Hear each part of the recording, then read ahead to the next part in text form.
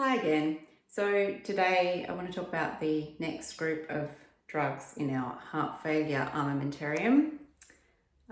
This, by sequence of development, I guess, is a very special drug which I quite like, called Ivabradine, or Corolan is also what it's known as. So this one kind of gets a special mention because it's a very unique drug. It is what we call a funny channel inhibitor, or F channel inhibitor.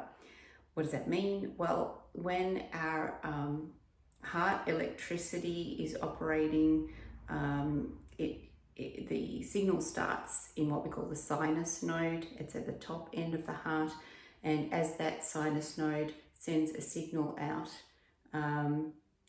this drug, what it does is inhibits or acts against the sinus node activity and slows it down.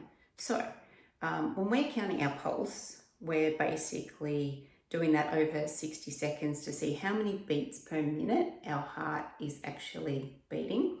And when it's in a normal rhythm, this is what we call the sinus rate. So for most people, that tends to be around, say, 60 beats up to 100 beats per minute. Now, we give that as a normal, but I have to say, if your resting rate is up in the 90s, that's not so great. And if your resting rate is down into the 40s, well, not exactly what we would call normal. That might be normal for you, and if you feel fine and you've had that all your life, please do not worry. If you are concerned, get it checked out by your doctor.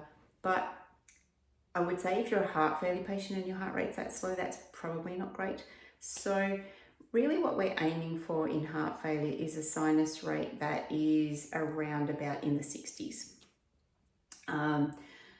This drug, Ivabradine, is designed to slow the heart when it's too fast, and it's overcompensated perhaps in heart failure, and it's beating a bit too quick. It makes it less efficient, and the heart doesn't like that over time.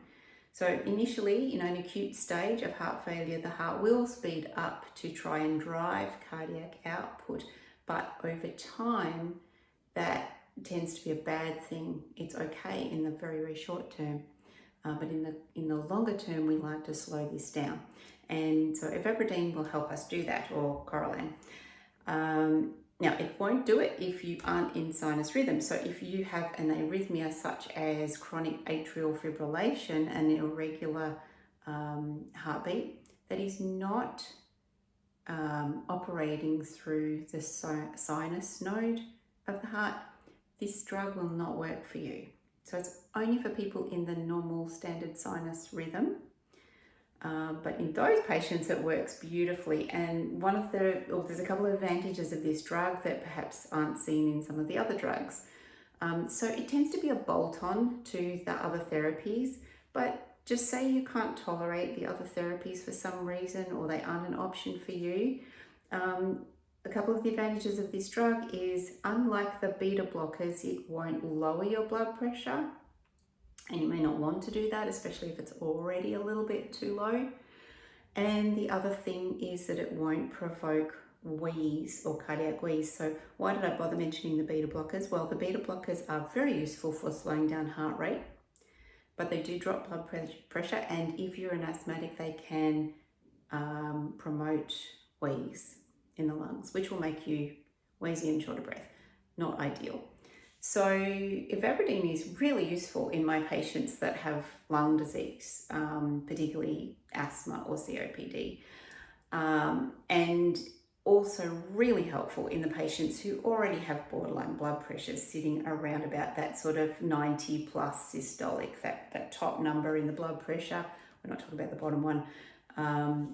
That's when, you're starting to think, well, maybe an additional drug that drops the blood pressure from here could get a bit dicey. If your blood pressure is too low, then you won't function optimally.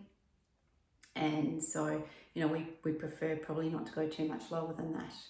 But this way you can add on a fourth category potentially, or an additional category to the heart failure management that has been proven to benefit patients with heart failure. It can improve symptoms, it can improve quality of life, it can reduce hospitalization.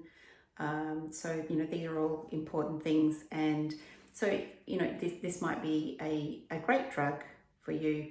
I've also can say that I've had the odd patient who we've had on the other therapies. As I said, this one is a bolt-on, so the way we prescribe it is usually as an add-on to other therapies, not as a first or upline or upfront therapy. But I can tell you from my experience that I have had patients who maybe have been on the other drugs, and then through changes in their maybe in their blood pressure where it's getting too low, maybe it's because their kidneys aren't working great and the drugs we have them on are compromising their kidneys a little bit.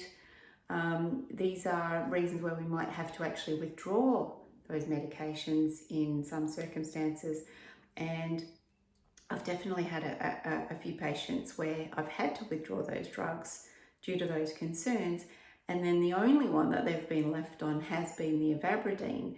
And I've had patients recover their whole heart function from quite a severe baseline back to normal.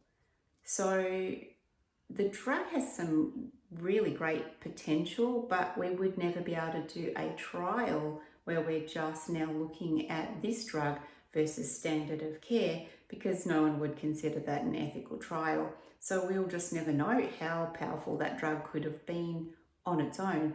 But I can say just anecdotally from clinical experience that I have had patients who, we've had to peel away those other drugs, and they've only been left on this one, and they've done actually very well, much better than expected. So that's Ivabradine or Corolan, the F channel inhibitor that is designed to slow down your heart rate, calm the heart down, and allow it to heal, to recover. And I've certainly seen that happen in my patients. So definitely worth considering.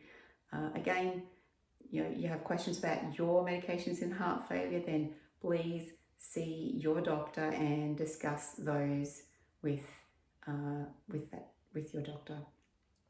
And all the very best, and I will see you on the next video.